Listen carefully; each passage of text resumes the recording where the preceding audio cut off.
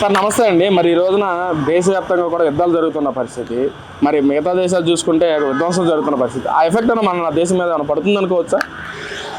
ప్రభుత్వం ప్రస్తుతం మోడీ గారు చేసిన అత్యంత అద్భుతమైన రాజకీయం ఏంటంటే మన ప్రభుత్వం మన ప్రజల మీద అసలు ఇంత కూడా ఎటువంటి పరిణామం అది లేదండి. ప్రస్తుతం ఏదో 60 రూపాయలు గ్యాస్ పెంచారన్నారు, పెట్రోల్ వరకు అయితే పెంచమని చెప్పేసి అనౌన్స్ చేశారు. దీని అనేది అత్యంత అద్భుతమైన పరిణామం. అదేంటి అభివృద్ధి చెందిన దేశాలు కొట్టుకుంటున్నాయి, కానీ అభివృద్ధి చెందుతున్నటువంటి దేశమైన భారతదేశం కూడా ఎక్కడ కొట్టుకోవట్లేదు. కింద ఈ లోకల్ రాజకీయాలు అంటే అది కామన్గా ఉంటుంది.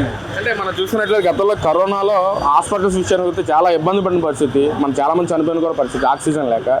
మరి ఈ రోజున రిసోర్సెస్ కనుక చూసుకుంటే ఆయిల్ కానీ గ్యాస్ కానీ ఏంటి ఎలా మనకు ఉందంటారా రిసోర్సెస్ అనేది? అండి, కరోనాలో ప్రభుత్వం ఎంత హెచ్చరించినా ఇప్పుడు నేనున్నానండి, నాకు ఇప్పుడు 59 సంవత్సరాల వయసు. కరోనా అప్పుడు వచ్చేసి నాకు 54 ఏళ్ళ వయసు. 5 ఏళ్ల క్రితం కరోనా వచ్చింది. కరోనా ప్రభుత్వం గంటకి ఫోన్లోని టీవీల్లోని అన్ని రకాలుగా సోషల్ మీడియాలో కూడా విపరీతంగా ప్రచారం చేసి అందరూ జాగ్రత్తగా ఉండండి, ఇంజక్షన్లు వేయించుకోండి అంటే ఎవరు వినకుండా పబ్లిక్లోకి వెళ్ళిపోయి పని చేయండి రా అంటే ఎవరు ముందుకు రారు.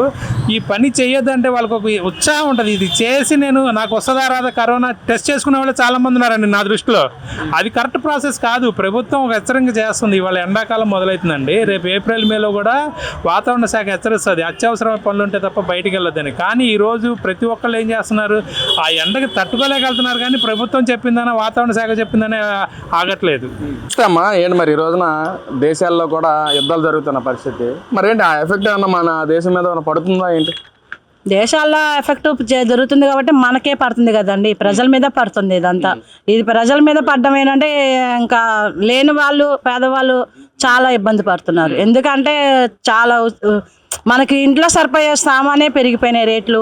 దానివల్ల ఏంటంటే గ్యాస్ రేట్ పెరిగిపోయింది, ఇతర సామాను పెరిగిపోయినాయి. సామాన్య ప్రజలు ఎలా బతుకుతారు?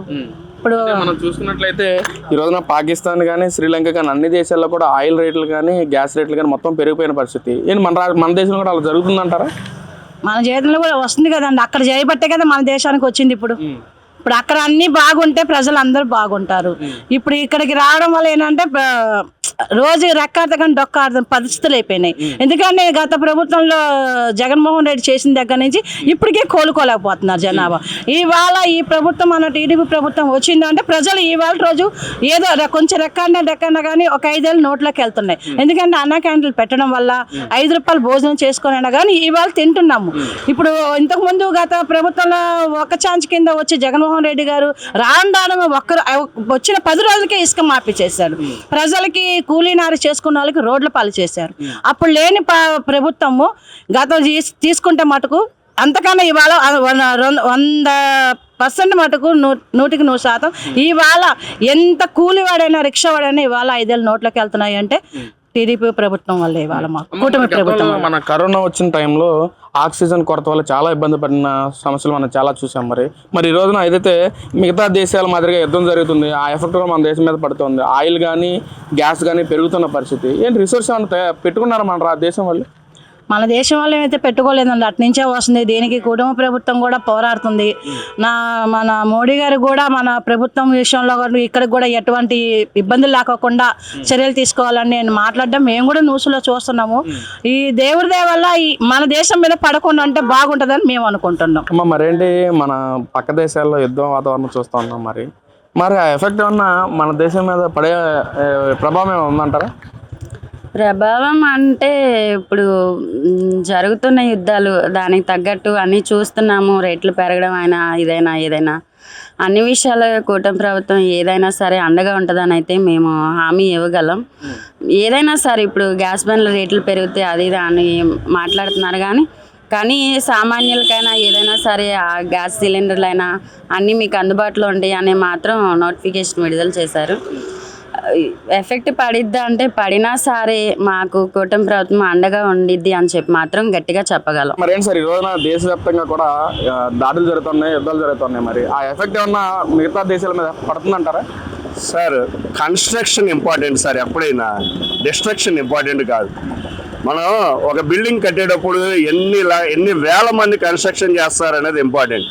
ఈరోజు మన యుద్ధము జరుగుతోంది, what ever it may be, we don't want to discuss all those matter. ఒక బిల్డింగ్, ఒక పెద్ద దుబాయ్లో ఇప్పుడు సామ్రాజ్యం మొత్తం పతనం అయిపోతుంది.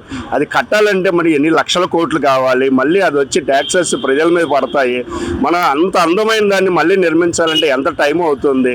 అందువల్ల ఏంటంటే ఇలాగా మన కన్స్ట్రక్షన్ వైపు వెళ్ళాలి కానీ దేశం డిస్ట్రక్షన్ వైపు వెళ్ళకూడదని నా ఉద్దేశం. ఈ రోజు మన దేశం మీద పడుతూ ఆయిల్ బిల్లులు కానీ లేదా గ్యాస్ బిల్లులు కానీ మొత్తం పెరుగుతున్న పరిస్థితి ఏంటి సార్? దొరుకుతున్నాయి అసలు అవి? సార్, మన ఒక్కల గురించి మనం ఎప్పుడు ఆలోచించకూడదు. మన ఇండియాలో మన పిల్లలు ఇవాళ ప్రపంచం మొత్తంలో ఉన్నారు సార్. ఇవాళ నేను ఇందాక చదువుకోమని చెప్పినప్పుడు ప్రపంచం మొత్తంలో మన పిల్లలు ఉన్నారు సార్. ప్రపంచం బాగుపడితే మనం బాగుపడతాం సార్. ఫస్ట్ ఆఫ్ ఆల్ ఏంటంటే మన పిల్లలు అమెరికాలో ఉన్నారు. ఇక్కడ ఇంత లగ్జరియస్గా మనం ఉంటున్నాము అంటే because of their hard work sir. అందువల్ల ఏంటంటే ఫస్ట్ ఆఫ్ ఆల్ ఏంటంటే మనం అందరూ బాగుండాలనే కాన్సెప్ట్ మంది. అక్కడ బాగుంటే మనం బాగుంటాం. అక్కడ క్రూడ్ ఆయిల్ రేటు 120కి 130కి వెళ్ళిపోతే ఇక్కడ ఆ ఇంపాక్ట్ అనేది పడుతుందని అందరికీ తెలుసు. అందువల్ల ఏంటంటే ఫస్ట్ ఆఫ్ ఆల్ ప్రపంచం బాగుండాలి, అందరం బాగుండాలి. అందరం బాగుంటేనే మనం బాగుంటాం. ఇప్పుడు అమెరికా ఇదైనా, ఇరాన్ ఇదైనా, దాని కన్స్ట్రక్షన్ ఎంతో మంది 40 మంది స్కూల్ పిల్లలు చనిపోయారు. దానికి ఎవరు సార్ రెస్పాన్సిబిలిటీ? మళ్ళీ వాళ్ళని తేగలమా? ఆ తల్లి కడుపు కోతను మనం చేయగలమా? ఎంత కష్టం అవుతుంది. సో యుద్ధం అనేది ఏ కోణంలో కరెక్ట్ కాదేమో అని నా ఉద్దేశం.